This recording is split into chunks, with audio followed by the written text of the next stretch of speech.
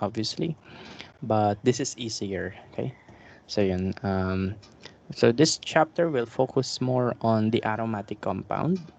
Okay, so ano yung mga aromatics and what what classifies what determines a molecule if it is aromatic. Okay, so yun yung gagawin lang natin today.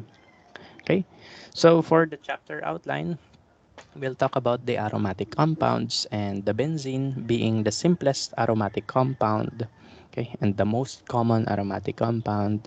Then we'll check the rules in determining aromaticity and, of course, the common examples of aromatic compounds found in nature. Okay? So, madali lang to, no? So, more on memorization, but of course, we will still apply logic later. Okay? Especially pagdating sa Euclid rule. Okay? So, let's begin, no? So, what is an aromatic compound, no? So, an aromatic compound is actually under the hydrocarbons. 'Di ba naalala nyo sa video ng laboratory, sa first part, may ano yun alkanes, alkene, alkyne, tas followed nun aromatic, 'di ba? Pero hindi natin diniscuss yung aromatic. Bakit? Kasi separate chapter yon. But yun na nga, no? So that gives you an idea that aromatic compounds are indeed hydrocarbons, no? Hydrocarbon, ibig sabihin may hydrogen, may carbon. Okay? So yan, hydrocarbon. So yun yung ating aromatic compounds. They are hydrocarbon that contains carbon and hydrogen, and they have this alternating single and double bonds. No? In organic chemistry, if we have alternating single and double bonds, we call this conjugated. Conjugated.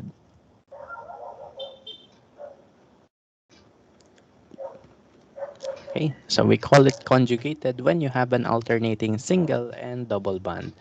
And typically, the general term for aromatic compound is also arene. Okay, arene or simply aromatic na lang. Okay, so ito yung mga tawag sa kanya. Pwedeng aromatic, pwedeng arene, pwede ring aryl. Okay, so aryl groups, ito naman is if your aromatic compound is a substituent.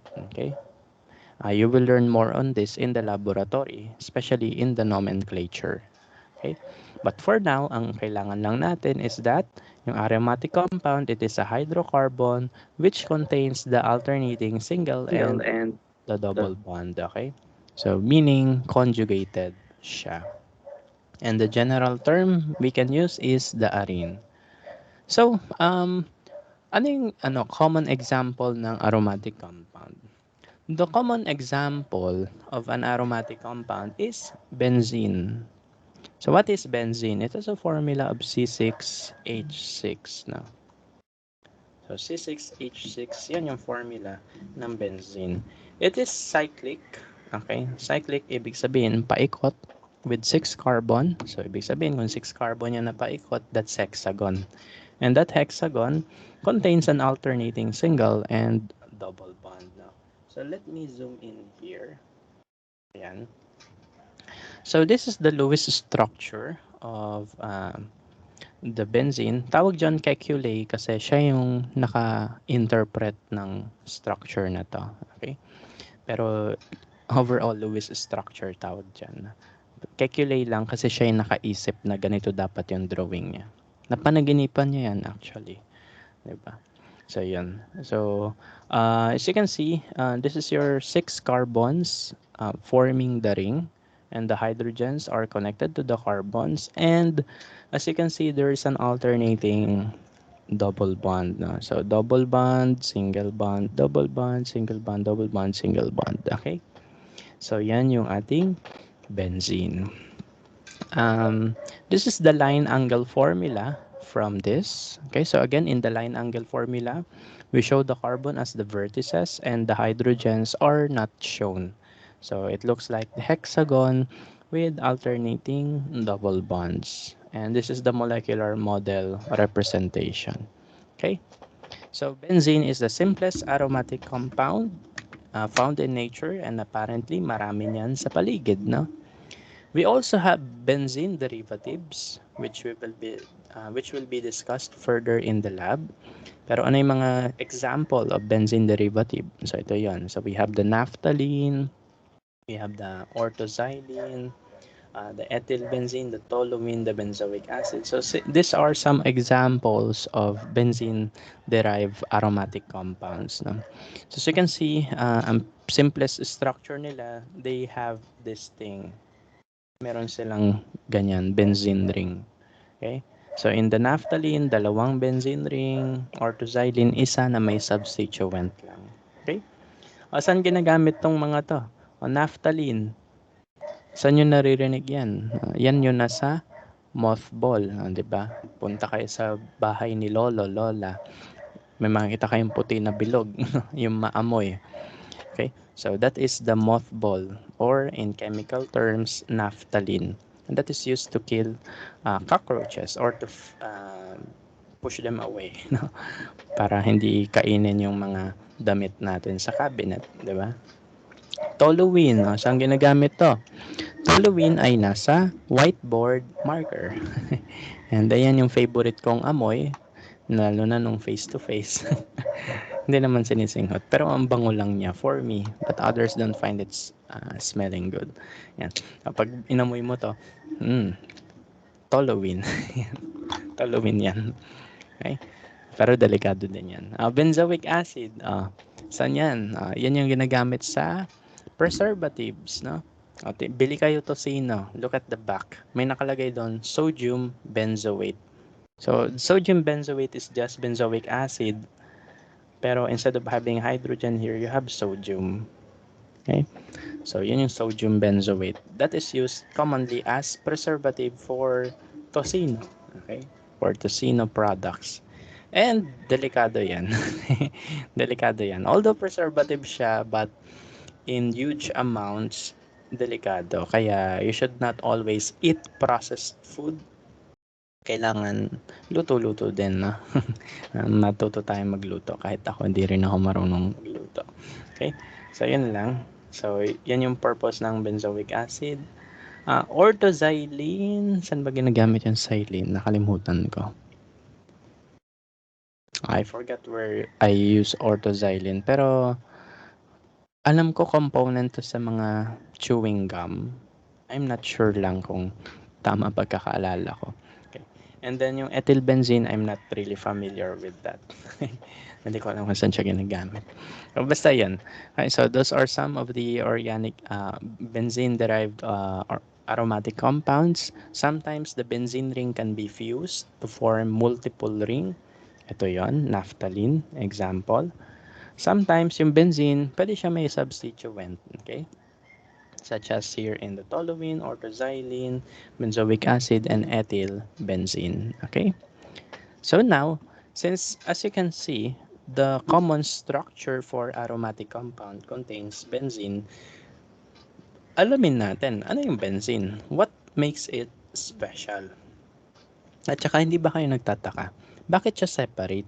Kasi 'di ba may alkene tayo, may mga double bond dun, 'di ba? Bakit yung benzene naka-separate? So, aralin natin later. Okay? So, ayun. Just as I said, this is the structure of benzene, and it is aromatic. Aromatic siya in a sense na may amoy siya. Aroma. Okay? Yun yung characteristic ng many aromatic compound. They have good smell, sometimes pungent, pero mostly good smell. Okay? So, yan. Ayun, naphthalene, pungent yan. Medyo mabaho yan. O, yung toluene, sometimes medyo mabango siya, especially to me. Okay? But for others, hindi. No? So, but the benzene itself is maamoy siya. And it actually smells nice daw. Okay? So, according to this, it smells sweet. Okay? Matamis yung smell niya. However, however, dangerous yan. Okay? So, dangerous yan. Bakit? Kasi, it is known to be a carcinogen. And what do we mean by carcinogen? It is a potential cancerous molecule. Okay? Bakit kaya, no? So, ito, share ko na lang sa inyo. Bakit cancerous ang benzene? Okay? Kasi ganito. Look at your DNA. So, this is your deoxy ribonucleic acid, no? Kung makita mo, in between your nucleotide bases, there is a gap, no? There's a gap.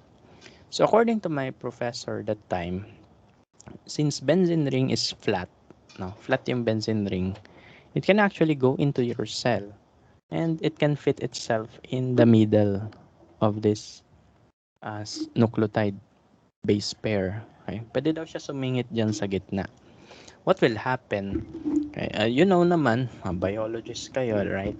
So, what happens sa isang DNA? It is sometimes replicated, okay? Especially in the process of uh, reproduction, sexual or asexual reproduction. So, yan, nahati-hati yan, di ba? So, ibig sabihin, the DNA must be replicated. Kailangan siya ma-photocopy. Or sometimes, it is transcripted into an RNA, and the RNA will be translated to a protein. Okay? The protein which is very vital to us, no? Okay? So, yun yung mga nangyayari sa DNA natin. Replication, transcription, translation. What will happen if benzene somehow gets stuck in between the nucleotide base pair? Kunwari naipit siya dyan sa gitna, ano mangyayari? So, dun na magkakaroon ng problems. Kasi yung ating DNA double helix, kailangan 'di ba hatiin yan into two para ma-photocopy yung sides, 'di ba? You have the leading strand, the anti leading, pati lagging strand, ayan. So, maghiwalay sila into two, ikakopy sila both, then babalik ulit sila into two. Okay? So, ganun. Pag naipit dyan yung benzene, dun nagkakaroon ng complications.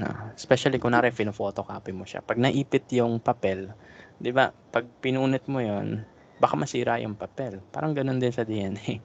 Pag naipit yung benzene daw, yun, baka ma-stuck yun, hindi na makopy ng maayos. Okay? Pag hindi na-copy or na-transcript maayos yung DNA mo, that could lead to wrong cells, no? Or wrong proteins. Pag dumami yung wrong na yon, mga mistake, tawag doon mutation.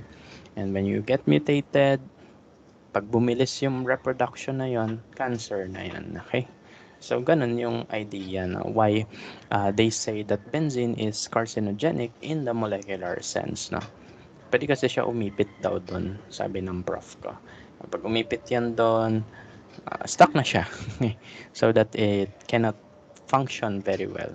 And since it cannot function very well, it cannot be replicated well, or it cannot be transcripted well, then ayun, that leads to mutation.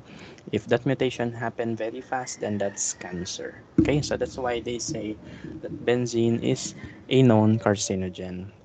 Okay, pero ito yung pero. pero, um, pag yan ay may substituents, no, medyo safe na siya. Okay? So, yun yung something unique with benzene. Benzene itself is carcinogenic. However, pag nilagyan mo yan ng substituent, medyo safe na siya. Okay? Medyo safe na siya. Okay? Kasi some of it nga are used in food, di ba? Such as benzoic acid. So, benzene ring lang yan na may carboxylic acid, no? So, yan. Safe to. Kahit papaano. Although dangerous in huge amounts, no? Okay, pwede siya kainin onte, no? Pero kapag marami, hindi, no? Kasi preservative yan eh. Okay? So, ganun, no? So, ang benzene itself is carcinogenic. However, if you put substituents into it, then, ayun, medyo safe na siya. Yung naphthalene, ito yung dahilan din bakit sabi ng parents nyo, do not touch the naphthalene. Huwag nyo hawakan yung mothball by bare hands. If you ever touch it, maghugas ng kamay with soap and water, di ba? Ganun yun. Kasi, may mga benzene ring yan, no? And benzene ring can get stuck into your DNA. Don't worry because that doesn't happen very quickly naman. Okay? So, hindi naman nangyayari yan agad-agad na pag hinawakan mo, cancer agad. No. Matagal-tagal yan. Or sometimes, minsan hindi nga nangyayari ito. But still, there are risks, no? Especially if you have it in huge quantities. So, That's why we have to be safe when dealing with aromatic compounds kahit papaano. Especially yung benzene ring. Pero kapag may mga substituent, safe na yon. Okay? So, yan. So, safer na siya. Safer yung tamang term. Okay? So, yan. So, benzene is aromatic simply because it has a smell. Aroma. May aroma siya. Okay? But not all aroma, hindi lahat na may aroma, ibig sabihin may benzene ring. Hindi naman. Okay? So, yan. Basta ang idea lang is that maamoy kasi siya when it was discovered. So, ang inisip ni Michael Faraday, yung naka-discover niyan, ay ano siya, aromatic. Kasi mabango eh. Okay? Michael Faraday. Okay? So, benzene was discovered in 1825 by Michael Faraday. Okay? Isa rin siyang kilala nyo rin siya sa physics, right? And according to him, ang formula daw ay C6H6. No? So, through the help of Kekulé, August Kekulé, siya yung nag-imagine ng ganitong structure. Siya yung naka-imagine ng ganyan structure. Na-discover nila that benzene has an alternating single and double bond. Pero, what sets it aside from alkene is that it doesn't react like an alkene. 'Di ba may double bond? Ibig sabihin dapat mag-react siya like alkene. Dapat pwede siya for addition reaction. Ah, hydrohalogenation, no? Pwede dapat siya sa catalytic hydrogenation. Pwede dapat siya sa addition ng water to form ketone or alcohol, no? So, dapat pwede ganun, 'di ba? However, that's not the case according to them. Okay? When they discovered benzene, it doesn't react like an alkene. Okay? So, paano nila nagawa yun? Di, syempre, kunwari may alkene ka, let's say, butene, 1-butene. Pag pinatakan mo yun, let's say, ng bromine, magkakaroon yan ng bromination. So, magiging ano yan, 1,2-bromo, 1,2-bromo butane. So, yung brown na bromine, magiging colorless. Pero nung trinay nila yan sa benzene, nung pinatakan nila ng bromine, hindi nangyari yung bromination reaction. So, nagtaka siya, no? Sabi nila, why does benzene do not react or do not behave similarly like an alkene? Okay? So later on, they discovered resonance, and this helped explain why benzene is not behaving like an alkene. Okay? Resonance. What do we know about resonance? Chapter 3 ito ng lab. Kung naalala nyo pa, resonance is the delocalization of electron. When you say delocalization, ibig sabihin, the electrons are smoothly flowing through the bonds of the molecule. Okay? So, dumadalo yung electrons through the bonds of the molecule. So, for example, itong electron, punta siya dyan. Itong electron, punta siya dyan. Ito, balik siya doon. Okay? So, ganun. So, that's the electron delocalization or resonance. Okay? So, the resonance happens, no? Whenever you have a resonance structure, that means stable yan. Okay? So, yun. Apparently, for benzene, it does exhibit resonance as well. And sabi ko nga, kapag may resonance, stable. Okay? So, yun. Yun yung na-discover nila. Na kaya pala hindi siya nagre-react like an alkene because it is already stable. Alam naman natin kapag stable, hindi masyado nagre-react like the noble gases. Stable yung mga yan. Puno electron nila. So, hindi sila nagre-react masyado. So, si benzene, ganun din. Since it can perform resonance, hindi siya masyadong reactive. So, buhusan mo man yan ng acid, buhusan mo man yan ng bromine, wala siyang gagawin dyan. Hindi mangyayari yung mga reactions na sinabi natin sa alkene. Yung mga addition reaction, they will not happen to benzene. Okay? So, bakit uli? Because it is stable due to resonance. How do we represent the resonance for benzene? Madali lang. Di ba you have your alternating single and double bonds, di ba? So basically, ang gagawin mo na lang is to transfer all those double bonds to the single bonds. And that will be cascading effect, no? Cascading, ibig sabihin, pag na-move mo yung isa, lahat sila mag-move din. Kumbaga, parang merry-go-round. No? So, if yung double bond na to, nag-delocalize dito, the succeeding double bond will also delocalize, no? So, kumbaga, paikot-ikot sila. That's why one of the representation of the benzene is this one, a hexagon with a circle inside. The circle inside is the representation of the resonance hybrid. Ibig sabihin yan, yung iyong double bonds, they are just revolving around the center of the molecule. Okay, so kung nakikita nyo, you have a hexagon with a circle inside. So yun yung idea nila, no? That the resonance makes benzene stable, and in order for us to draw the resonance structure of benzene, all you have to do is to transfer the double bond to the single bond, and that will be cascading. Okay? It will cascade, no? Ibig sabihin, pag nilipat mo yan dyan, lilipat din yung iba sa other side. Lipat mo to dyan, lilipat din yung iba sa other side. Okay? So, kumbaga, they are doing circles inside the ring. Okay? So, ayun. Okay? So, ngayon, ito yung next question. What causes the resonance of the benzene? Alam natin, it is the double bond. And you know that double bond exists because of the pi electron. Okay? Ayan na naman yung pi electron. So, may double bond kasi may pi electron. Okay? So, you know na may pi electron, so siya ay magre-resonate. Okay? So, kailan ba tayo nagkaka-pi electron? Kapag sp2 or sp hybridized yung orbital mo. Since for benzene, puro lang tayo double bond, edi ibig sabihin, sp2 hybridized lang yung ating atoms. Okay? So, sp2 hybridized yan lahat, no? Okay, so, ito, sp2, sp2, sp2 to, sp2 to, sp2 ito, sp2 ulit to. So, kumbaga, lahat sila may mga pi electron which looks like a dumbbell. Again, the pi electron looks like a dumbbell. And yun, no, makikita mo, yung dumbbell, magkakadikit sila. So, ibig sabihin, pwede sila mag-overlap. And the overlapping of our p orbital results to the resonance structure. So, ito yung dumbbell na sinasabi ko. This is the pi electron or the pi orbital. Okay? So, pag nag-pair sila, they will form double bond. Okay? Hindi kita, no? Orange kasi. Palitan natin color.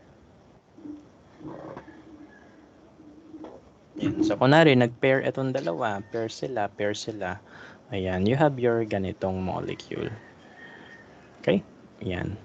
Pero suppose, kunwari, switch partner, sila naman, ibig sabihin yan, lilipat yung double bond. Okay, dito naman.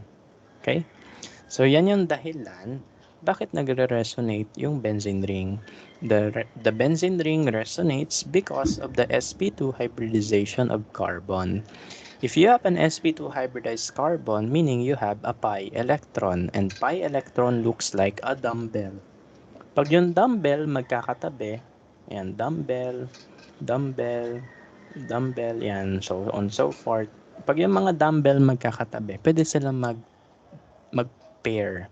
And when they pair, they form the double bond. Okay? So, ganun. O, paano naman po yung single bond? Yun naman yung sa sigma bond, no? Sa sigma bond, that is just the single bond. Okay? So, the sigma bond is the one that is connecting the atoms itself. Okay? For example, yung carbon dito, if you want to connect them, you need to use sigma bond. Pero if you want to create a double bond, extra bond, you need to use the pi electron. Okay? Or the pi orbital. So again, sigma bond, atom to atom yan. Ang double bond, or mga pi electron, pi bond, yun ay yung mga sobrang electron. Okay? And usually, they are dumbbell shape. Okay? So, yun dahilan na bakit tayo may resonance sa benzene. because the carbon atoms in the benzene ring are all um, sp2 hybridized, meaning they have p orbitals, they have pi electrons, and those pi electrons can pair up to form the double bond. And since magkakatabi sila, ibig sabihin, pwede sila mag-switch ng partner. Pwede sila mag-switch. Kunwari, sila magka-partner, mamaya sila naman. Ngayon, sila naman. Okay? So, ganun. So, ganun sila ganun sila kaligalig. Nagpa-partner-partner lang sila. Okay? So, yan. So, ito yung representation yan. So, again, carbon, sp2 hybridized. It has 3 sigma bonds, meaning it is connected to 3 atoms. Ito yon, carbon, carbon, carbon, hydrogen. So it is connected to 3 atoms. And then the pi orbital, ito yon. This is the one used to create the double bond. Okay? So, ayan. So, ito yung sigma bond, yung orange. Yung yellow ay yung p orbital. And the p orbital is used for the pi bonding.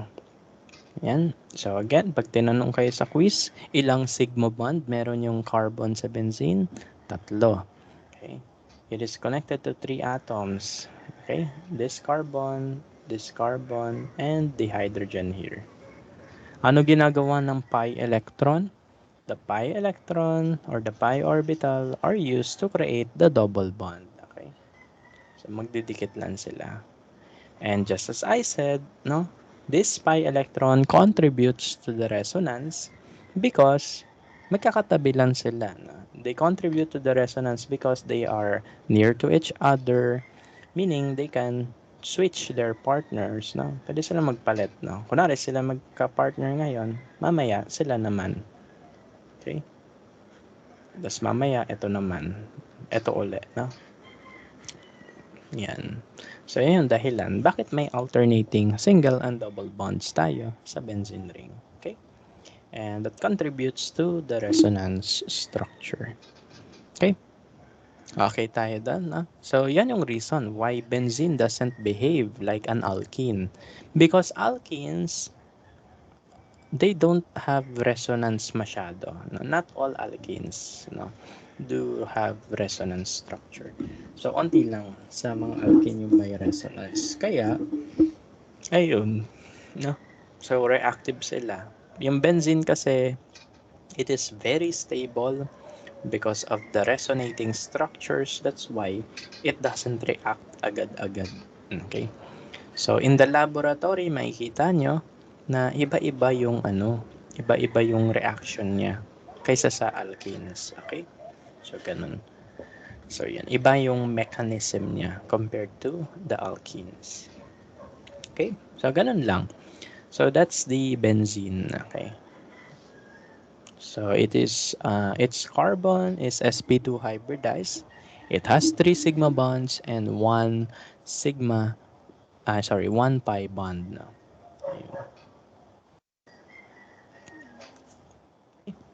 So, now, did you know na hindi lang benzene ang aromatic? Hindi lang siya. Siya yung ginagamit kasi siya yung common, pero hindi lang daw siya yung aromatic. Sino pa yung mga aromatic? Marami daw. So, apparently, it is not just benzene that is exhibiting that type of stability. Marami pa palang iba. So, that's why pumasok na si Euchel. Okay? So, hindi ba, ang basa dyan, Euchel.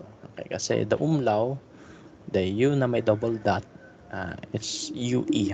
UE ang pronunciation. So, Euchel rule. Okay? So, hindi lang benzene ang stable. Okay? Or hindi lang siya yung nagbe-behave as aromatic. Marami rin pala. Okay? So, kaya ginawa ni Euchel is gumawa siya ng rule. So, as long as the compound follows this rule, then that is the time na aromatic din yon. Okay? So, basahin natin yung Euchel rule, no? So, una, sabi niya, it must be cyclic. Ibig sabihin, kailangan nakapa-circle siya. Okay? Kailangan siya ay round, enclosed. Ibig sabihin, yung mga linear, hindi pwede. Okay? So, ito, hindi to aromatic ha. Baka isipin nyo, ala sir, tatlo yung double bond, alternating. Hindi yan aromatic kasi hindi siya cyclic. Itong benzene, cyclic yan. Okay? Nakapaikot. Okay? So yan, it must be cyclic. Yun yung first na sinabi ni Yukel. Ano pa yung sinabi niya? It must be conjugated. So ibig sabihin, yung single and double bonds must be alternating. For example, ito, double, single, double, single, double, single. Okay? So as you can see, alternating yung double bonds. Hindi yan single, single, double, double. Iba yan.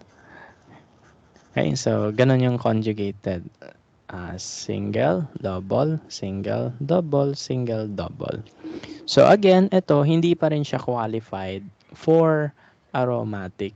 Kasi although alternating yan, double, single, double, single, double, hindi siya cyclic. Okay? So yun yung pinaka important thing. Kailangan talaga cyclic siya and conjugated. When you say conjugated, alternating yung single and double bonds.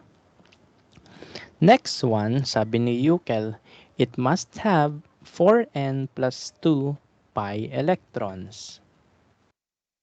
Ito yung question. Ilan yung pi electrons? Paano tayo magbibilang? Ganito lang. Okay? So, diba, sabi natin kanina na yung pi orbital, when they overlap, okay, pag sila ay nag-partner, ang chemistry term doon namin ay overlap. Okay, pero syempre sinisimplihan ko yung terms para sa inyo. Pag sila ay nag-partner or nag-overlap, they form the double bond, right? Ngayon, paano mo lalaman ilang electrons, ilang pi electrons meron dun? Ganito lang. So, 'di ba ito yung ating pi orbitals, no? 'Di ba remember may isang electron diyan? May tig isang electron diyan. 'Di ba? Kung naalala niyo yung hybridization natin, 'di ba puro single 'yan. Tapos kung tatlo lang gagamitin niya, sp2 'yon. Yung isa, ito yung pi electron. So, ibig sabihin, this carbon has 1 pi electron. Ito may pi electron. So, whenever you see a double bond, it just signifies na may 2 pi electron ka. Okay? Pag may nakita kang double bond, ibig sabihin may dalawang pi electron ka. Isa dito, isa doon. Okay? So, isa dito, isa doon. So, in order for you to count the number of pi electrons, bilangin mo lang yung double bond times 2. Bakit times 2? Kasi again, may tig isang pi electron sa kada dulo ng double bond. Okay? Kasi sa dulo ng double bond, andun yung orbital that contains the pi electron. Okay? So, ganun tayo magbibilang ng pi electron. Okay? So, sa benzene, ilan yung pi electron niya? So, count this as dalawa. So, 2, 4, 6. 6 yung pi electron niya. Okay? Paano siya naging pasok dito? Ayun nakalagay dito 4n plus 2 pi electrons. Ganito, n is any number kasi. Any number from 0 to positive integers. So, ibig sabihin, if we substitute n, the allowed pi electrons are 4 times 0 plus 2. 2. 4 times 1 plus 2. 6. 4 times 3. Pina-plug in ko lang ha. 4 times 3 plus 2. 4, 8, 12. 13, 14. Tama ba? 4, 8, 12, 13, 14. And then 4 times 4 plus 2. 4 times 4, 16 plus 2, 18. So on so forth. So, according to the Yukel rule, ito lang yung allowed number of pi electron. It must follow this equation, 4n plus 2. So, ibig sabihin, the pi electron could be 2, 6, 14, 18, so on and so forth, as long as it is 4n plus 2. Okay? For benzene, 6 yung kanyang pi electron. 6 yung pi electron. Ay, may bill na kami ng Meralco. So, ayan, 6 yung pi electron. Ayun, no, pasok siya dun sa 4n plus 2. That is, if n is equal to 1, okay, 6 yung pi electron niya. Okay? So, yun yung dahilan bakit sinabi natin, pasok din siya sa rule number 3. Okay? So, cyclic siya, conjugated, alternating yung single-double, and of course, pasok siya sa equation na to, 4n plus 2 pi electrons. Again, for you to simply count the pi electron, basically, yung double bond, times 2 mo lang. Okay? Times 2 mo lang yung bilang niya. Okay, so 2, 4, 6. Ayan, pasok. 6. Kabisaduhin nyo na tong number na to or i-codigo nyo na lang. Kayo bahala. Okay? Or kung gusto nyo, mag-derive kayo, okay lang. Pa-plug in nyo lang naman yan doon. Okay? Ano pa yung next requirement? So, according to Euclid rule, it must be planar or flat. However, hindi naman masyadong requirement to. Okay? Hindi naman very necessary siya. Okay? Basta, masunod mo na yung rule 1, 2, 3, okay ka na eh. Okay? So, kung masunod mo yung rule number 4, edi better. Pero, ayun. Hindi naman siya madalas ginagamit. Okay? Kaya sabi namin dito, there are rare exceptions. Okay? So, ayun. So, kabisaduhin natin ang Euclid rule. Ano yung sabi ni Euclid rule? Ang compound, for it to be aromatic, number 1, it must be cyclic. Number 2, it must be conjugated. Number 3, it must have 4n plus 2 pi electron, meaning the allowable number of electron are 2, 6, 14. Ay, nakalimutan ko yung 2 pala. Kalimutan ko yung 2. Kasi ito yun yung 14, di ba? So, dapat may 10 dito. Yan. So, yan yung allowable number of pi electrons. So, 4 times 2, 8 plus 2, 10. Okay, so yan yung allowable pi electrons, 2, 6, 10, 14, 18, so on so forth, as long as it follows 4n plus 2 equation. And then lastly, pabonus na lang to kung masunod niya, is that it must be planar. Okay? So planar dapat siya. Ayun. So ayan. Pero again, yung last rule, hindi naman siya ganun ka-necessary. Okay? Because there are some exceptions. So, tignan natin to. Explain natin bakit yung benzene aromatic, bakit yung cyclooctatetraene non-aromatic. Kasi look, it's conjugated. It is cyclic, yes. Saan sila nagkatalo? It differ sa pi electrons. Okay? Kasi again, ano yung allowable value for the pi electron? That is 2, 6, 10, 14, 18, so on and so forth. Okay? So, yan yung allowable values for the pi electron. So, for benzene, alam natin, 6 yung pi electron niya.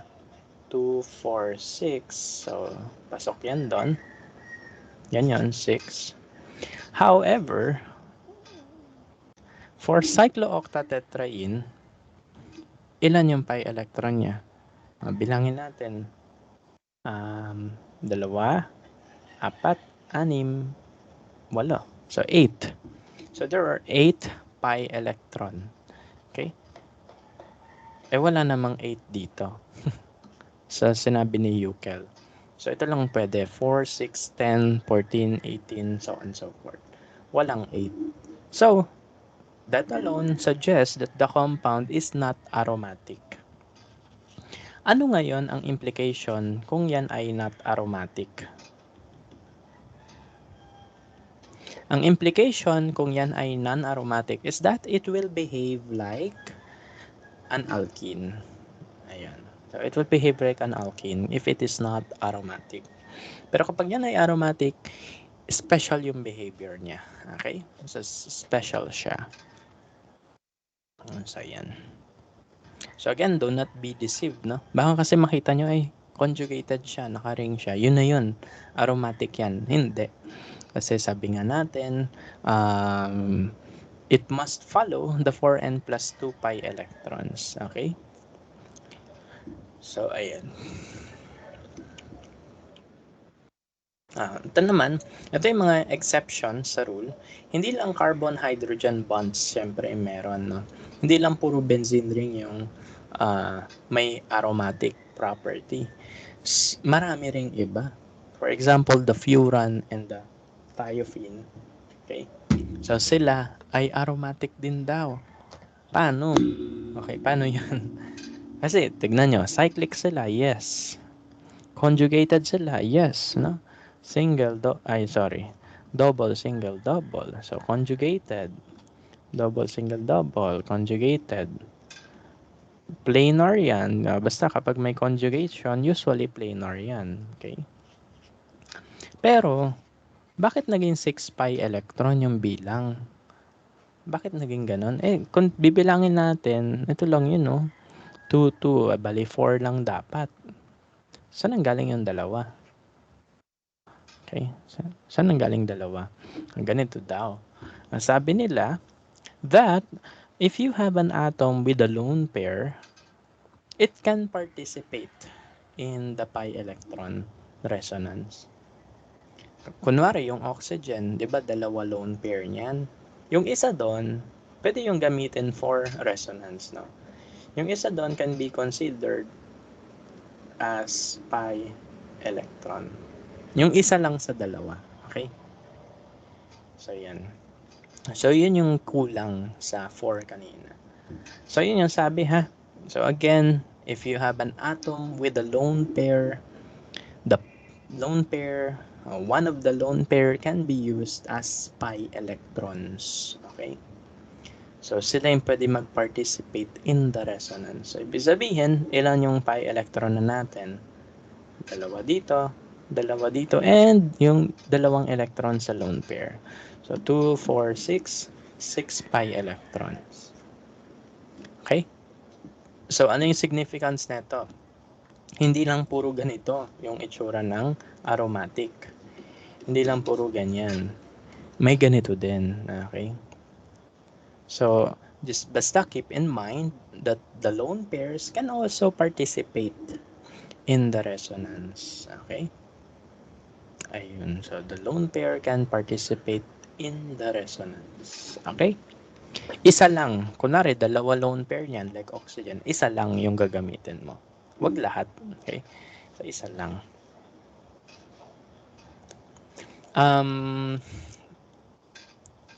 Ganito pa. Kailangan, tignan mo yung atom na may lone pair. Kung puro single bond yun nasa tabi niya, for example, ito, single bond to, then that is the time where you can use the lone pair as pi electron. Okay? So, yun yung palatandaan natin kasi magagamit natin to later. Okay? So, again, ano yung sabi ko?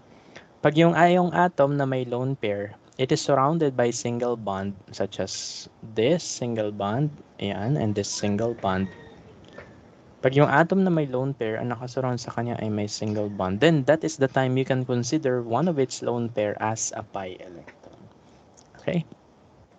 So, ayun lang. So, ganun din dito kay thiophene. So, basically, yung sulfur nasa baba ni oxygen. So, you can use one of the lone pairs to act as a pi electron. So, you have your 2 pi electrons there, 2 from the double bond here, and the 2 from the double bond here. So, overall, 6 pi electrons in total. Okay, let's have some example pa.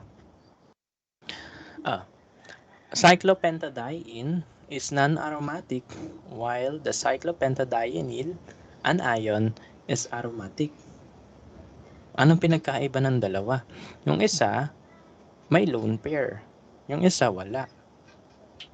malaki yung significance nun, yung lone pair. Kasi sabi ko nga sa inyo, pag may lone pair, you can sometimes treat it as a pi electron. Okay? So let's judge the cyclopentadiene. It is cyclic, yes, nakaparing siya. Conjugated, yes. Alternating, yan. And planar yan, usually, sabi ko nga, kapag may conjugation, planar na yan usually. Okay? However, saan siya pumalya? Pumalya siya in the 4n plus 2 rule. Because again, the allowable values for the pi electrons are 2, 6, 10, 14, 18, so on and so forth, as long as this is 4n plus 2. Okay? So yan lang yung allowable values for the number of pi electrons. However, for the cyclopentadiene, we just have 2 and 2. So 4 pi electrons lang. Wala dito. So it is non-aromatic. However, for a cyclopentadienyl ion, okay, ito yung maganda pag chemist ka, no? Ang mga ganyang words kaya mo pronounce. Okay. So yan na, cyclopentadienyl ion, ano yan? Cyclic yan, yes. Conjugated yan, yes. So alternating, single, double, single. Double, single, double. Okay. Conjugated, and sabi ko nga, pag conjugated, usually planar na yan. Okay. So, ano yung something that's different with this than this? Sabi ko nga, may lone pair ito. Okay. Ayun. And just as what we said, kapag yung atom na may lone pair, surrounded siya by the single bond, you can treat this as pi electron. Okay? So, yun yung shortcut na na-develop ko sa buhay. Okay? Pag yung atom na may lone pair, surrounded siya by single bond, then, that lone pair can be considered as a pi electron. Okay? So that when you count the number of pi electron, hindi na siya 4. Kasama na to. So, 6. So, 6 na yung pi electron, making it aromatic. Okay? So, ganun lang. So, again, rule of thumb, pag yung atom may lone pair, tignan mo kung may single bond siya sa parehas na side, sa kaliwa at sa kanan. If puro single bond nasa paligid niya, then that is the time wherein you can treat the lone pair as pi electron. Okay? So, pi electron. Dalawang pi electron. Okay ba tayo dun?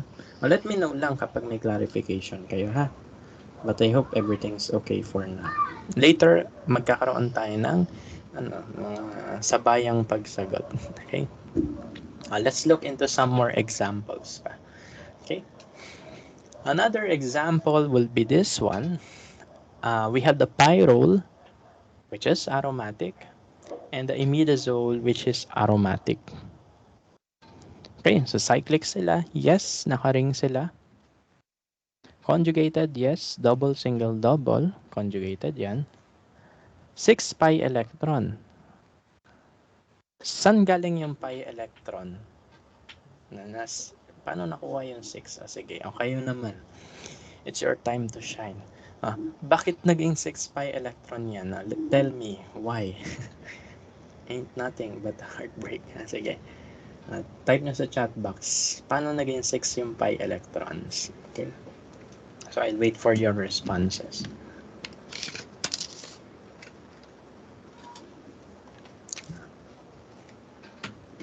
Paano naging 6 yung pi electron na to? Kailangan marunong tayo magbilang. Bakit naging 6 yan? Oopsie.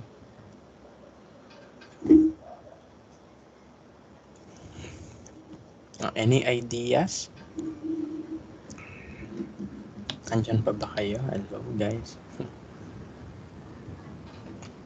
Isip kayo, meron bang source ng lone pair dyan? Meron ba?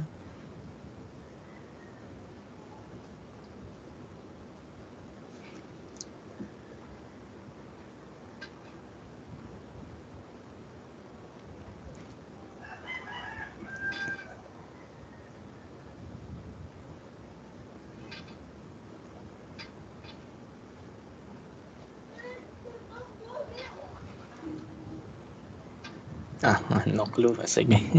Walang clue. Paano naging 6 yung pi electron dyan? Ito, 2, 4. Ayun, tama si Alisa. May lone pair kasi sa nitrogen. Ayun. Ayun. So, may lone pair si nitrogen. Huwag niyo kakalimutan yun, ha? Si nitrogen, may isang lone pair yan parati. Diba? Okay. So, si nitrogen, may lone pair.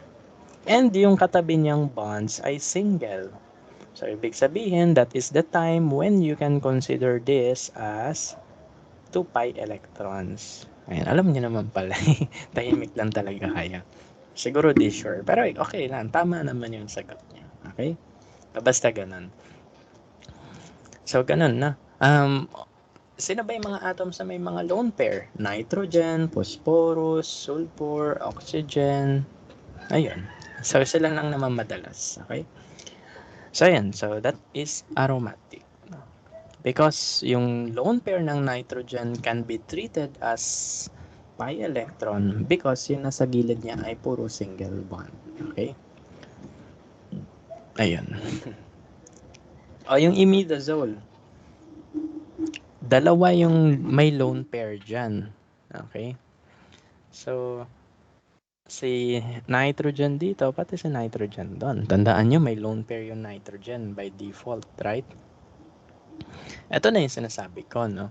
Sabi ko nga kanina, kapag single bond yung nasa tabi ni atom or sa tabi ni nitrogen, that is the time you can consider the lone pair as pi electron. Pero, alin dito? Obviously, ito yun. Kasi siya yung katabi ng dalawang single bond. So, this is the pi electron. Kasi siya yung katabi ng single bonds. Paano to? Ito kasing nitrogen na to sa taas. Ito. Yung nitrogen na yun sa taas, ano yung nasa tabi niya? May single, pero may double. Okay? So, kumbaga, dun sa double bond na yun, may pi electron na dun eh. So, may pi electron na yun. Kaya wag mo na i-consider yung lone pair as pi electron. Kasi there is already a pi electron there. Kasi nga, may double bond na eh. So, ganun. Yun yung reason ba't ko ine-emphasize kanina pa na kailangan puro single bond na sa tabi niya. Kasi kung puro single bond na sa tabi niya, then you can use the lone pair as the pi electron. However, in the case of imidazole, yung nitrogen na may double bond, hindi mo na pwede gamitin yung lone pair niya as the pi electron. Why? Because it already contains a double bond. No? May pi electron na dun eh. Okay? So, ganun. Baka kasi masobrahan kayo ng bilang. Okay? So, ang tamang bilang dito is dalawa to. So, 2 to. Dalawa dito. And dalawa doon. Yung lone pair na nitrogen, hindi na kasama. Okay? Hindi na kasama yung lone pair dito.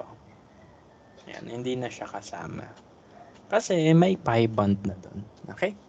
So, ganun.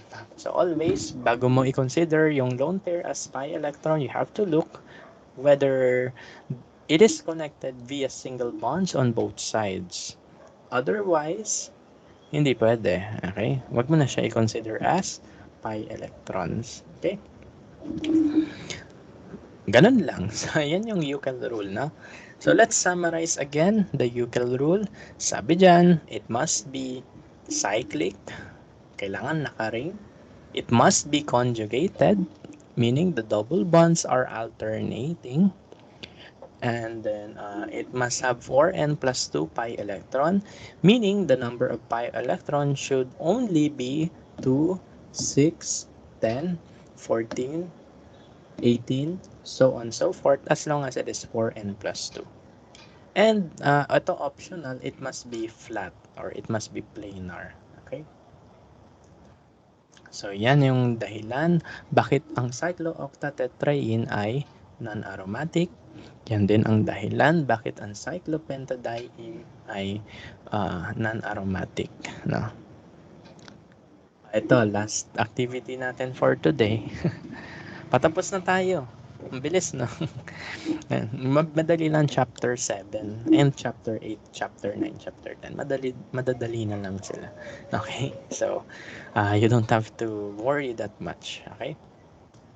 So, we have the following molecules here, 1 to 8.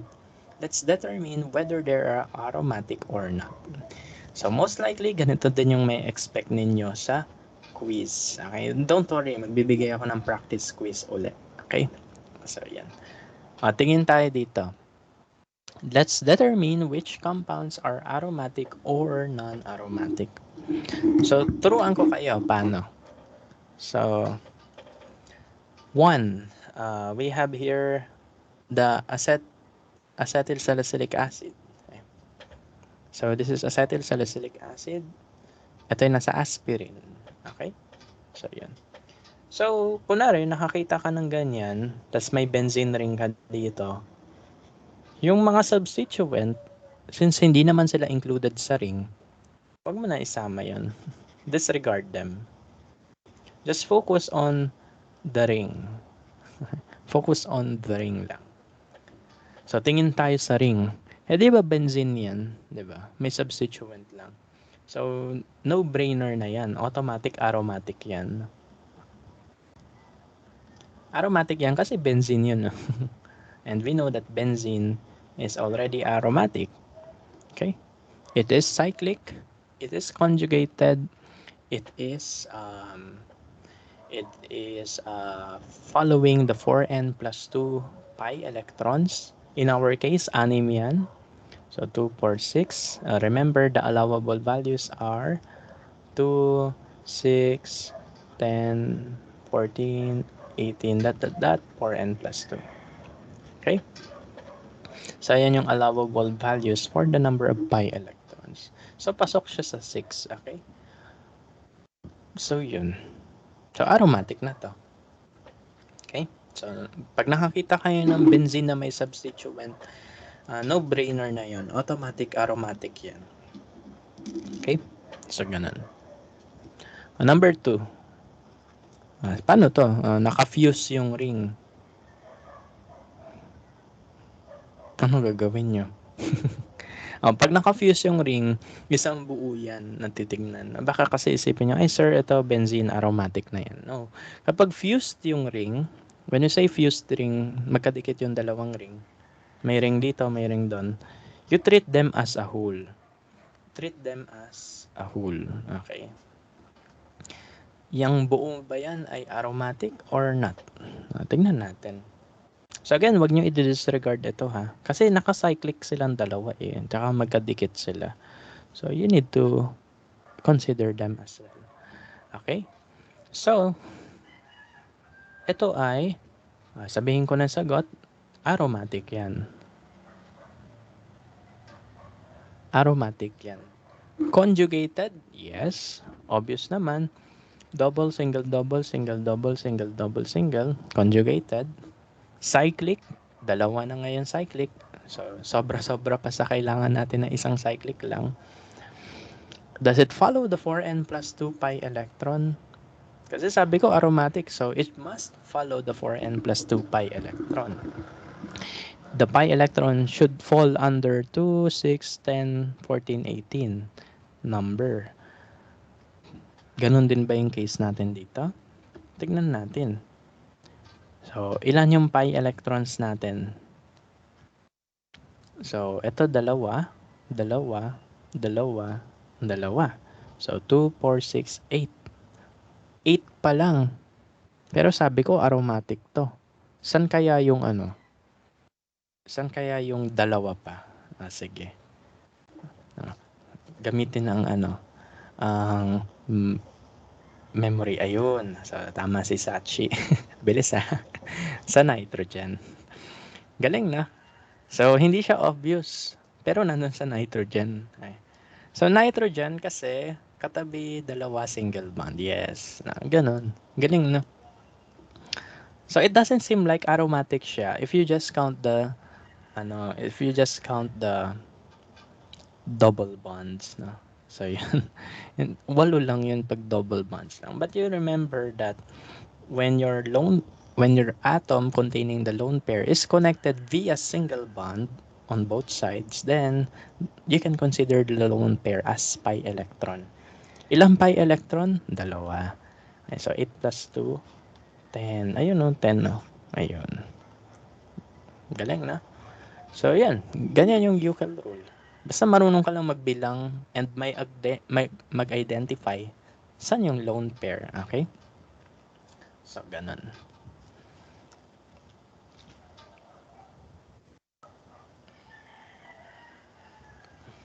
Okay.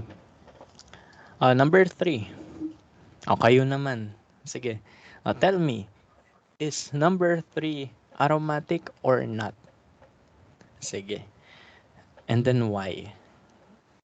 Most likely, ganito yung nasa quiz natin.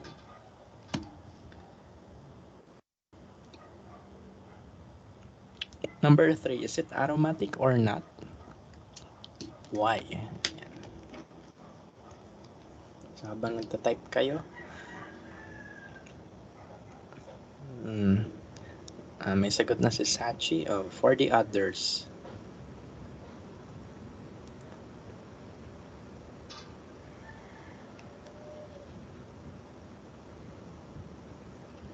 Okay, so si Lynette, meron na rin.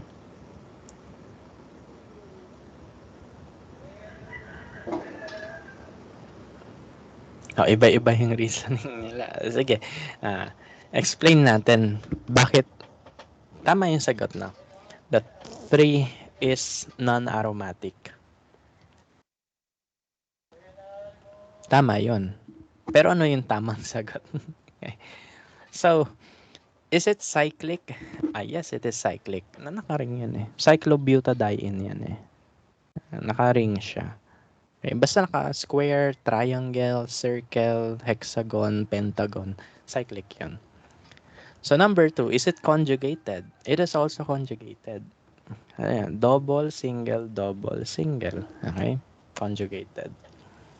Pero saan nagkatalo? Sa pi electron. Okay? So yun, nasa pi electron. Ilan yung pi electron natin? 2, 4. 4 lang. Wala ka naman nitrogen dyan, wala kang oxygen dyan. So you don't have any source of lone pair anymore.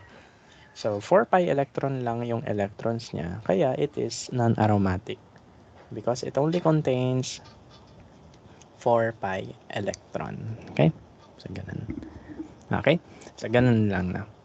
So medyo tricky siya, pero yeah, that's non-aromatic. At least tama yung sagot.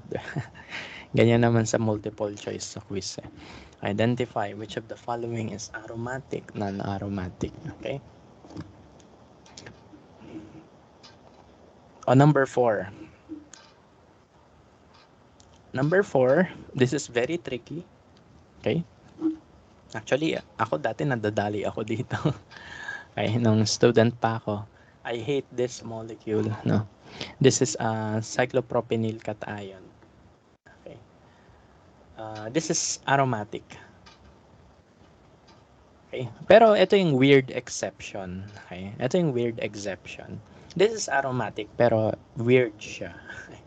Bakit siya naging weird? Kasi hindi siya conjugated. Okay, hindi siya conjugated. Kasi yung conjugated usually double, single, di ba? Ito, single, double, single. Hindi siya ganun ka-conjugated. Okay. So, compare mo yan sa typical point of view natin. Double, single, double, single, double, single. So, kumbaga, kailangan at least may double bonds na more than 2. Ito, lang eh. Isa lang eh. Pero, ang explanation nila why this is aromatic is simply because it follows the Euclid rule. Ayun. So, siya lang yung exemption na, but anything else should follow the conjugation. Okay? So, yun. So, anything else should follow conjugation. Pero ito, siya lang yung special. Okay? So, although it is not conjugated, in a sense, pero, the number of pi electron follows the Euclid rule, the 4n plus 2. You have 2 pi electrons here kasi. And sabihin ko nga, ito yung special case. Okay? So, ibig sabihin, pag nakita nyo sa quiz to, alam nyo na, aromatic yan. No? Kasi siya yung special case sa aromatic compounds. No? So, special siya kasi even though na ganyan lang siya, uh, siya ay aromatic. But for any other compounds, no, pag yung greater than triangle yan, okay, kunwari pentagon, hexagon, okay, yun, it must follow every other rules na sinabi na, okay? So, ganun lang. So, kapag mga triangle, mga cyclopropene, ayan, kailangan, special sila, no? So, you need to consider this as aromatic, okay? So, yan. Also, planar din kasi itong molecule na to. Okay, planar in a sense na yung atoms dito sp2 hybridized. sp2, sp2, ito sp2 to. Oh, sa quiz, alam niyo yan, no? May item dun na tinanong, sino dito yung sp2 hybridization? Ang sagot doon, carbocation at yung carbanion. Okay? So, carbocation is, sp2 hybridized. Also, yung etong molecule na yan, sp2 hybridized yan. Okay. So, anyway, sasagutin ko yung mga bakit sila ganun, no? Siguro in another video na lang. Gawa ako ng vlog about that. Okay. Explaining bakit sila sp2 hybridized. But yun, the idea is that planar siya, flat yung molecule, cyclic siya. And it follows conjugation. Okay? So, parang na-hit niya yung tatlo out of the 4. Ay, sorry, it doesn't follow the conjugation. Pero cyclic siya, it follows the Euclid rule, and planar siya. So, hindi niya na-meet yung conjugation, pero yung tatlo, na-meet naman niya. So, yun. Kaya siya tinawag na special case. So, anyway, ano lang yan, side note na lang yan, okay. Siya lang naman yung special. But yung anything else, hindi sila special. They should follow conjugation. Yun yung meaning ko doon. Anything else must follow conjugation. O baka isipin nyo, sir, paano yung cyclobutene? Ito hindi talaga yung aromatic. Okay, kahit anong mangyari, it's not aromatic. No? You cannot form an aromatic compound with cyclobutene. Okay, so yun. So apparently, ito, no, pwede. Pero ito hindi. No? So yun. Weird lang. Okay? So yun. But anyway, so mostly naman, we will be dealing with hexagon and pentagon. Okay? Mga cyclohexane, something like that. Okay? So mga hexagon and pentagon yung i-deal natin mostly. So number 5, this is aromatic. Sagutin ko na aromatic. Kasi sabi ko nga, yung substituent, wag mo pansinin. Let's focus on the benzene ring. Ayun. So it contains benzene ring, and you know, benzene ring is aromatic itself, no? So yeah, okay na yan. Number 6, tell me if it is aromatic or not. Yung special case for number 4, hindi na pwede i-apply sa dito. Okay? Hindi na pwede sa kanila i-apply yan. Okay? So number 6, is it aromatic or not?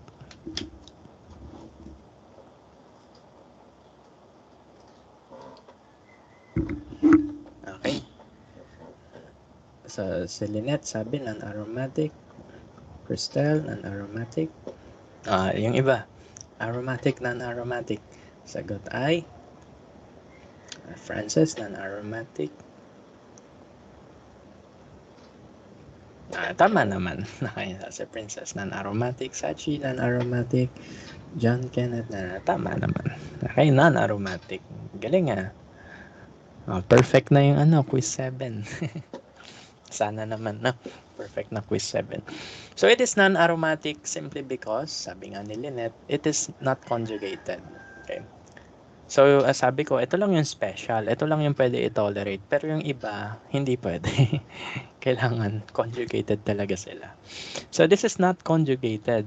Kasi double, single, hindi pwede yun. Okay, kailangan may double dito. Okay? So, yun, non-aromatic because it's non-conjugated. And of course, it has 4 pi electrons. Okay? So, yun yung explanation. Bakit siya non-aromatic? Okay? So, non-conjugated, 4 pi electrons. 7. Yesterday, may nadali dito. Tignan ko kung may madadali sa 7. Which is okay lang naman. At least we are learning. Sige, 7. Is it aromatic, non-aromatic?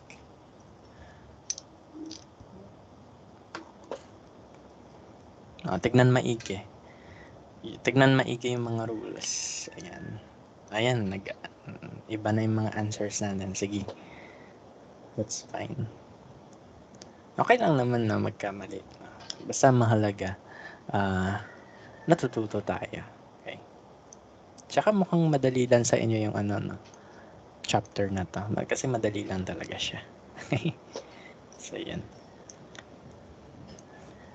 Okay. So, in the chat box, non-aromatic, aromatic, ang sagot ay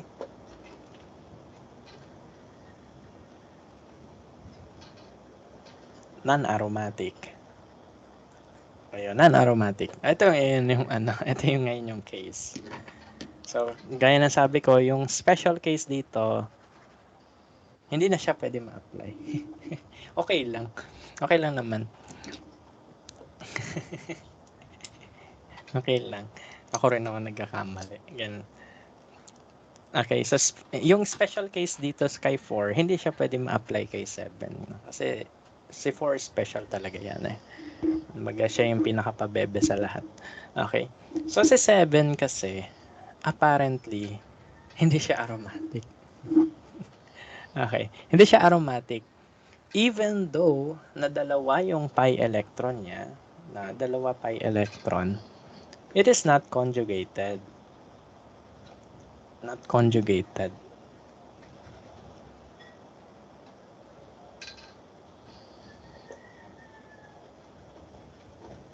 Okay, not conjugated. Kailangan kasi may yan, double-double dito. Kasi single lang eh. Double lang eh. Double, single, single, single, single, single. Okay? So, una, it is not conjugated. Tapos, even though it follows the Euclid rule, dalawa yung pi electron, it is not conjugated, cyclic siya, hindi rin siya planar. Paano mo malalaman, sir, kung planar or not? Katulad ng ginawa natin dito, planar siya kasi sp2 hybridized lahat, no? Dito, ito lang yung sp2. Meaning, the rest ay sp3. And ano alam natin kapag sp3? Pag sp3, tetrahedral. Ayun. So, kumbaga, ito lang yung flat part. But the rest of the molecule, naka-tetrahedral yan. Okay. So, hindi siya planar. Ayun. So, 'di ba? Tignan mo ha. Si 4, tatlo out of the 4 yung na-meet niya. Cyclic siya. Nafa-follow niya yung Euclid rule. What else? Cyclic siya, nafa-follow niya yung Euclid rule. Planar siya. Okay? Pero yung conjugation, medyo wala. Okay? So, 3 out of 4 yung na-meet niya. Dito, sa number 7, cyclic siya. Nafa-follow niya yung Euclid rule. However, yung planarity, yung planar, hindi niya nasusunod. And at the same time, yung conjugation, hindi niya rin nasusunod. So, kumbaga, 2 out of 4 lang yung nagawa niya. Ang minimum kasi sa atin, 3 out of 4. Ayun. So, 2 out of 4 lang na-meet niya. Kailangan 3 out of 4. So, yun. So, that means number 7 is not aromatic. No? Therefore, it will behave like an alkene. Okay? Alkene lang siya. So, yun yung implication ha, kapag non-aromatic. It will behave like an alkene. Sabihin, pwede kang mag-addition reaction dyan. However, if it is aromatic, then it does not work that way. Okay? Special siya. Okay? Number 8. Number 8 is one of the trickiest molecule na ipapakita ko sa inyo. So number 8, that's caffeine. Ayan yung nasa kape. Okay? So caffeine na nasa kape, yan ba ay aromatic or not? Oh, at dito, ano, sobrang tricky niya. Sige. Aromatic or not? Number 8.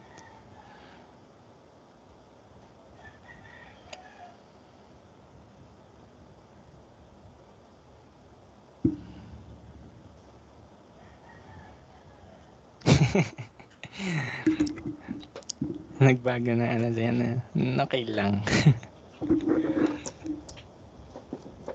Nag-angry react ka, classmate. Nakakatawa kayo. Okay lang. Okay. So, ang daming aromatic. Ang sagot ay aromatic. Yes. Bakit? Bakit siya aromatic?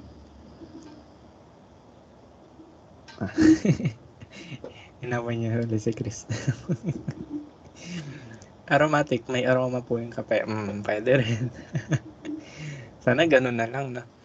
Amuyin mo na lang tapos aromatic na. Mabango kasi sir.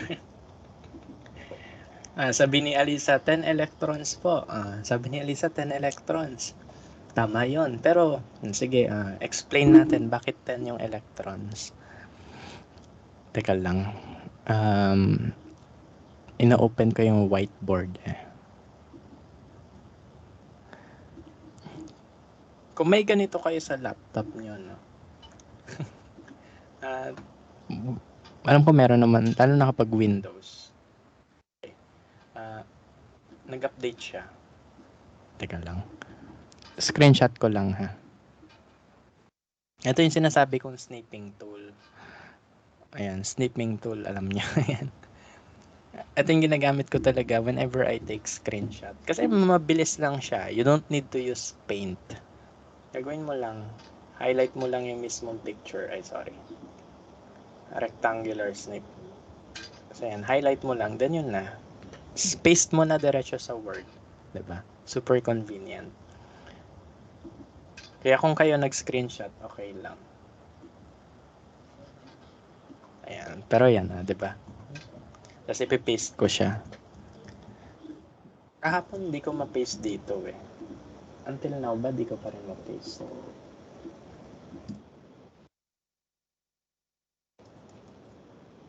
Ayan. Sa Word na lang. Akala ko kasi, dati kasi pwede, di ba? Nagpe-paste ako ng picture. Dito na lang tayo sa Word. Okay. Wala na akong space dun eh. So, yan. Explain natin, bakit naging 10 electrons? Tama yun, 10 electrons. Pero bakit? Okay, sabi nga natin, yung nitrogen lone pair, pwede siya i-consider as pi electrons. Ayun. And so, single, di consider mo yan as pi electron. Single, pi electron. Single, pi electrons. Okay? So, if you count the total number of pi electrons, so that will be 2, 4, 6, 8, 10. So, you have 10 pi electrons. Okay? So, it follows the Euclid rule. Ano pa? Do we have conjugation? Hindi siya obvious, pero yes, may conjugation tayo. Meron siyang conjugation, pero hindi siya obvious, ha? Okay? So, bakit? May resonance form kasi to. Pakita ko yung resonance form nito.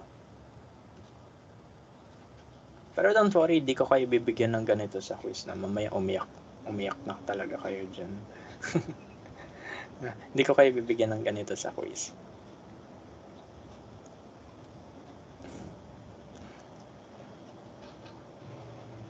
Mga sabihin nyo, binubuli ko na kaya. Binuli na sa quiz eh. So, ito yung other resonance form kasi nito.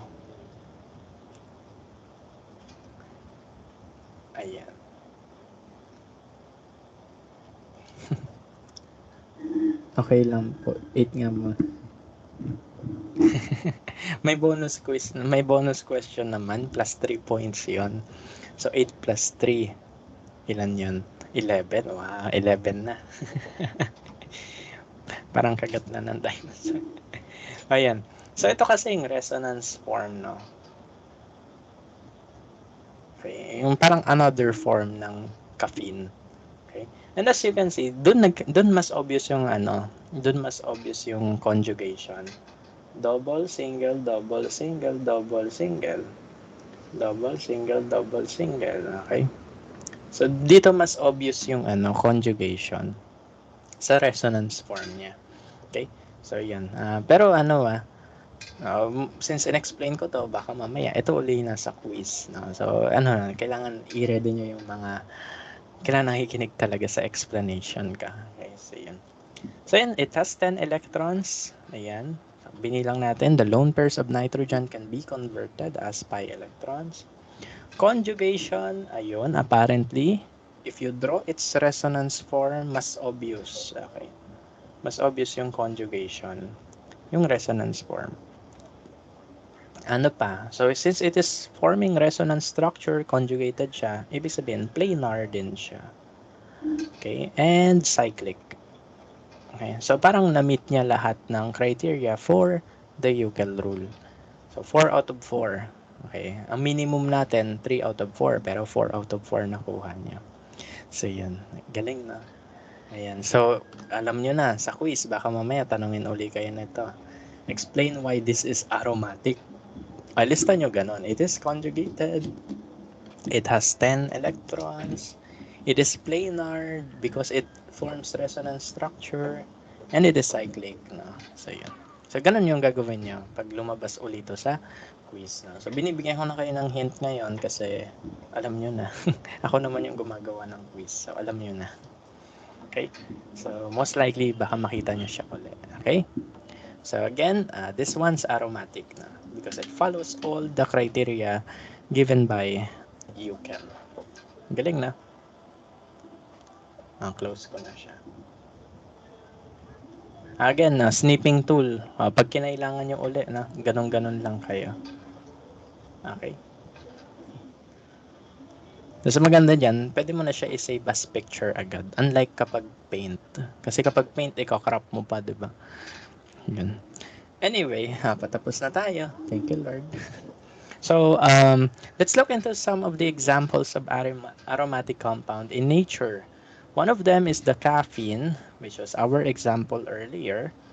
So, caffeine, mabango. Okay, yeah. So, yun, aromatic nga kasi, sabi ni Sachi. So, yes, so it is the molecule that is responsible for the smell of the coffee as well. So, literal na aromatic siya. But in perspective of Euclid's rule, it is also considered aromatic, no? Because it follows all of the criteria of Euclid. Okay, so caffeine is aromatic. The vanillin in vanilla is aromatic, no? Kaya ang bango-bango niya. Okay, so obvious naman na aromatic si vanillin because it has a benzene ring. Okay, so you can simply disregard the substituent and look at the benzene ring. It is aromatic, no? Next one, this is from tea. So, anong pangalan niya? Epigallocatechin. Basta yan. So, it is obviously aromatic. Look at the molecule. Ang daming benzene ring. So, yeah, aromatic yan. So, ito yung amoy damo sa ating green tea. Okay? So, yan. Hala, may nakikita ba kayo? May RNS configuration siya. Sa finals yan, the joke. Okay. So, yan. This is aromatic, no? Kasi may mga benzene tayo. Okay. Thymol. Ito, nilalagay sa food. Mabango yan para sa iba, but I don't like it. Naihilo ako pag naamoy ko yung thyme. Yan. Yun. So, yan yung reason bakit siya maamoy. The capsaicin in chili peppers, no? Ito yung maanghang. Look at this part of the molecule. Meron siyang benzene ring. So, may amoy din siya. And of course, yung mga gamot natin, aspirin, or acetylsalicylic acid, mefenamic acid, paracetamol, ibuprofen, all of them are aromatic, no? Pero syempre, yung solid form, wala kang maaamoy doon. Baka mamaya ginaganon nyo na yung gamot bago nyo inumin, no? So, wala kang maaamoy kapag solid. Okay? So, but the idea is that they are all composed of aromatic compounds. Even though benzene is toxic, if you place substituents into it, it becomes less toxic. Okay? And sometimes it is used in drug manufacturing. Okay? So, in case na mayroon sa inyo mapunta in the pharmaceutical industry, probably as a doctor or or as molecular biologist, you will encounter these molecules again and hopefully maalala nyo yung mga pinagagawa natin. Okay? But for the sake of our discussion, that's the end. And thank you for attending the synchronous session today. I hope you learned something, especially in determining the aromaticity, the Euclid rule, and of course, some of the examples that can be found in nature. So, ang aga natin natapos. Thank you, Lord, kasi nagugutom na ako. Okay. Bye-bye, ingat. And hindi na kailangan ng face shield. Salamat sa Diyos. Mag-ingat parate. Kung magsasangyup, enjoy. Sige, bye-bye. See you again next week for chapter 8. Okay? May quiz tayo next week, ha? Sige. Pero see you next week. Bye-bye. Ingat, ingat.